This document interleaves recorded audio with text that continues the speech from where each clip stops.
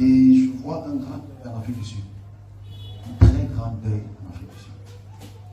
Deuil politique, bien sûr. Ok, bon, là pour le message de Dieu.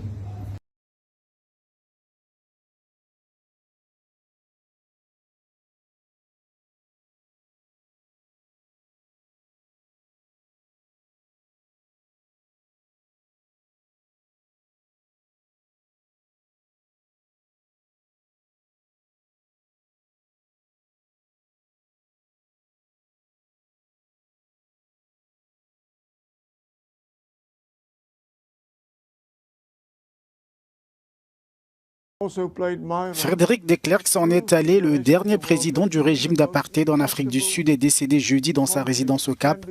Il avait 85 ans. C'est sa fondation qui a annoncé sa mort. L'ex-président souffrait de mésothéliome, un cancer qui affecte les tissus entourant les poumons et suivait depuis mars un traitement d'immunothérapie. Au pouvoir de 1989 à 1994, Frédéric de Klerk a servi de pont entre le régime d'apartheid et l'avènement de la démocratie dans son pays.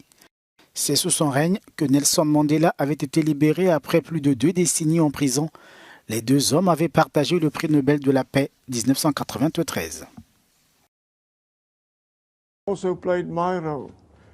Frédéric de Klerk, dernier président blanc sud-africain, s'est éteint à son domicile de Johannesburg à l'âge de 85 ans. Il a marqué l'histoire de son pays en mettant fin officiellement à l'apartheid au début des années 90. En Afrique du Sud, les hommages se multiplient, dont celui du président Cyril Ramaphosa. La mort de Frédéric de Klerk nous attriste, dit-il, car il a joué un rôle clé dans l'instauration de la démocratie dans notre pays. Frédéric de Klerk arrive au pouvoir en 1989 dans un pays en proie à de fortes tensions raciales où règne la ségrégation. Les Noirs sont séparés des Blancs.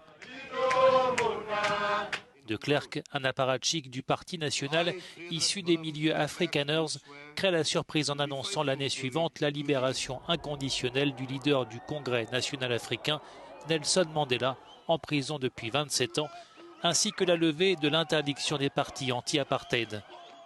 Cette décision débouche 4 ans plus tard sur l'organisation des premières élections multiraciales dans l'histoire du pays, remportées par Nelson Mandela, qui devient une icône mondiale de la lutte contre le racisme. Les deux hommes reçoivent conjointement le prix Nobel de la paix en 1993. Si Frédéric de Klerk a permis de transformer la société sud-africaine, il laisse pour certains l'image d'un homme controversé. Le révérend Desmond Tutu a salué son courage tout en pointant son manque de remords au sujet de l'apartheid.